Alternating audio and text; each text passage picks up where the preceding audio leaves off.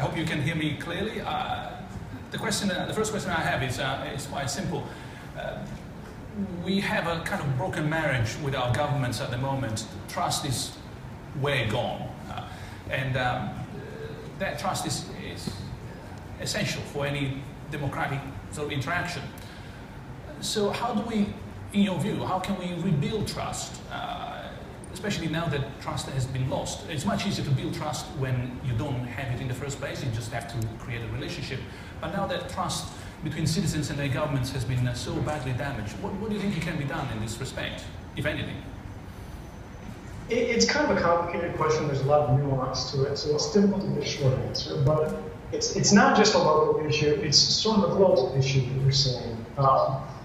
In the United States and some of the other countries involved in sort of the Five Eyes Global Spying Alliance, that's the US, UK, Canada, New Zealand, and Australia, they've had a little bit of a more muscular public response.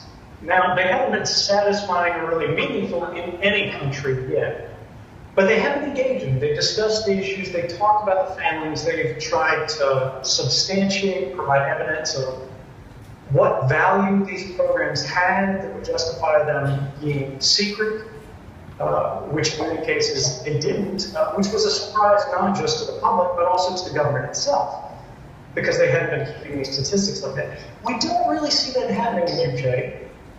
And I think that's a real challenge.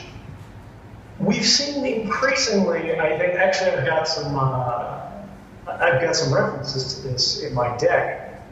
But we've seen the controversy with Malcolm Rifkind, the Intel oversight apparatus in the UK in general, failed fairly comprehensively. They said initially these things didn't happen, they weren't lawful, they couldn't be happening. And then they said, well, they are happening, but they're lawful in a technical sense, even if they don't comply with the spirit of that. And until we get some kind of reconciliation, some kind of direct response, where we move from kind of the status quo, which is in sort of the secret issues that we have,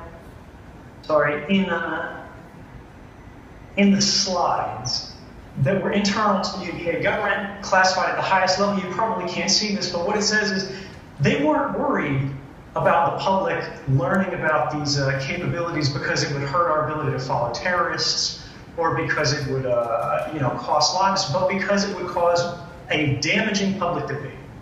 And so what is a damaging public debate? What are they really afraid of? And what we've seen is that they're afraid of us. The government doesn't want us to know what they're doing, how they're interpreting the law, how they're interpreting and redefining their powers, and increasingly, how they're redefining the boundaries of our rights and our liberties broadly, socially, and categorically without our involvement. And I think if we're going to restore trust, the first step is that we have to attack that. We have to get our media, we have to get our civil society, we have to get everybody in every forum to demand accountability for the use of these powers, the expansion of these powers, and the creation of these systems without our involvement or awareness at all. That's not to say that we need to know every program that's targeting this specific terrorist or watching bin Laden or something like that. Obviously, no problem. But we should know at least the broad strokes of the powers that the government is claiming in our name and using allegedly on our behalf and also against us as well. And Edward, just to follow that up, what would